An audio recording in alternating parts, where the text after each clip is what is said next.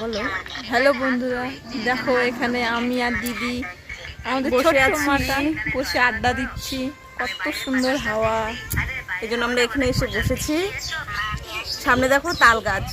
আমি তখন থেকে ভাবছি যে একটা তাল পড়ে নাকি, অনেকক্ষণ দেখা হয়নি, একবার দেখতেই যাবো নাকি। আমার পুরোতে খুব ভালো লাগে। যাচ্ছে দিদি ভাই দেখতে তাল পড়েছে কিনা।